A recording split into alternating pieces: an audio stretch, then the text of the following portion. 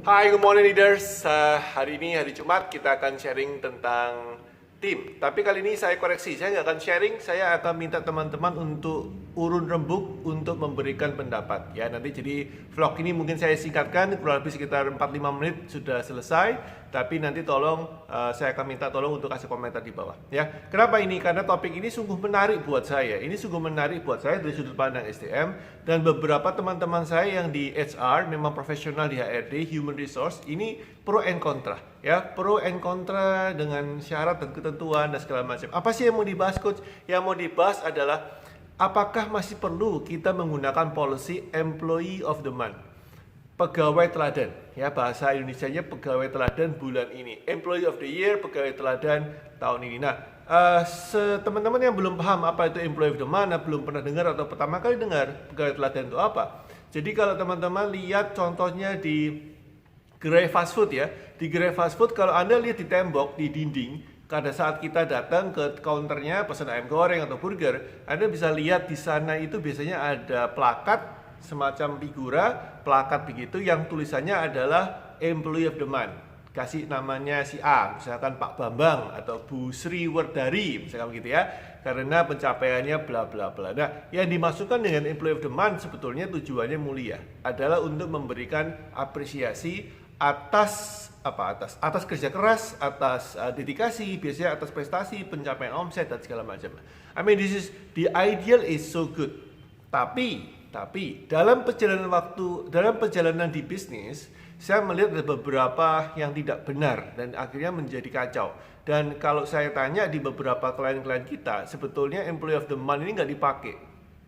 In fact, sebetulnya just to be honest with you, hampir semua tidak menggunakan Employee of the Month. Hampir semua, I think 95% lebih tidak menggunakan Employee of the Month atau pegawai teladan. Nah, mari kita bahas ya. Nah, menurut saya lebih baik daripada saya berpendapat, saya akan kasih pro and kontra. Ada 3 pro and kontra. Kemudian teman-teman, para pengusaha leaders yang mendengarkan dan melihat vlog ini, tolong tulis di komen di bawah. Apa menurut Anda? Kenapa Anda setuju atau kenapa Anda tidak setuju? Ya, Anda boleh tulis ya. Formatnya adalah saya setuju piagam atau penghargaan Employee of the Month karena ini. Atau Anda bisa bilang, saya tidak setuju karena ini. Ya, tulis di bawah aja, make it short supaya Anda nggak capek ketiknya, bilang setuju karena ini, tidak setuju karena itu. Ya, menurut saya begini, ada 3 pro and kontra yang menurut saya biasanya terjadi di lapangan. Pertama, pro-nya, ya, pro-nya pada saat Anda menggunakan policy Employee of the Month atau pegawai teladan, maka orang itu akan merasa valued, ya. Valued itu dihargai, diapresiasi atas kinerja dia. Jadi yang dimasukkan dengan apresiasi ini adalah orang-orang yang bekerja keras itu merasa dapat apresiasi. Ya, seperti kita ketahui dalam bisnis kadang-kadang kita perlu membedakan antara yang kurang berprestasi dengan berprestasi, dan orang yang berprestasi akan mendapatkan penghargaan, otomatis mereka akan bekerja lebih keras. Itu yang bagus, pro-nya, pro poinnya, ya, yang bagus. Negatifnya adalah apa? Teman-teman yang bekerja dengan baik tapi kurang berprestasi akan memilih untuk tidak perlu lebih baik, toh nggak akan menang. Ini terjadi di beberapa perusahaan yang saya lihat ketika teman-teman sudah mulai asam, ya, asam itu maksudnya tidak enak hati gitu ya, merasa tidak diapresiasi. Jadi yang satu merasa terapresiasi, yang satu merasa saya sudah bekerja sekian tahun, saya juga mendedikasikan tenaga waktu, tapi kok juga tidak dapat. Ya, karena si anak muda ini keren banget, hebat banget jualannya, misalkan contohnya dari sisi penjualan, saya nggak dapat, wes aku begini saja terus. Jadi malah terjadi demotivasi. Di sisi yang lain.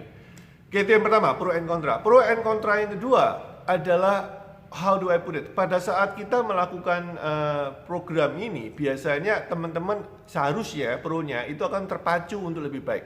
Terpacu lebih baik, berprestasi dengan norma yang baik. Ya, itu sesuatu yang kita inginkan kan, mereka berlomba-lomba untuk berpacu menjadi lebih baik. Tapi konsnya, kontranya, ada beberapa kasus di mana saya lihat itu mereka tidak berpacu melakukan lebih baik, tapi mereka berpacu untuk sucking up, untuk asal bapak senang, asal ibu senang, asal maaf kata jilat pantat gitu ya. Jadi mereka menjadi sucker, ya, mereka menjadi seseorang organisasinya menjadi organisasi yang cari muka.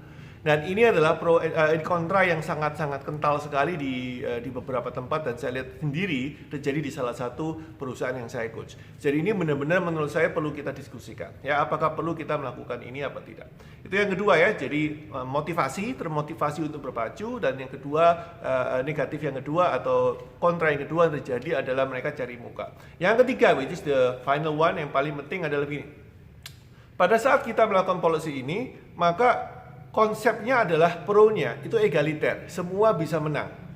Ya, egaliter, semua bisa menang, semua sama rata, semua tidak ada bedanya antara senior dengan junior, antara muda dengan tua, antara lulusan luar negeri dengan lulusan lokal. I don't care. Yang penting semuanya harus berprestasi. Normanya cuma satu, adalah berprestasi. Kenyataannya adalah playing favorites. Apa itu coach? Kontranya adalah bosnya yang menentukan siapa yang menang. Ini biasanya yang paling dekat dengan dia, yang paling sering diajak ngomong, yang paling sering diajak makan siang, yang paling sering diajak diskusi, yang paling sering you get my point, bahwa akhirnya kenyataannya ada playing favorites. Nah, that's it guys ya. Kalau Anda masih kurang paham, Anda bisa dengarkan lagi videonya. This is quick video. Sorry agak terlambat 1 menit, sekarang jadi 5 menit lebih. Poin saya gini, tolong tulis di bawah komentarnya. Saya butuh bantuan teman-teman. Apakah Anda setuju dengan policy ini atau tidak, dan alasannya apa? Ya, tulis di bawah ya. That's it guys. Sampai besok. Saya akan juga polling di Instagram Live. Nanti hasilnya saya akan tunjukkan di Instagram Live juga. Instagram Story maksud saya. Saya akan polling di Instagram Story, dan hasilnya saya tunjukkan di Instagram Story juga. See you tomorrow. Bye bye.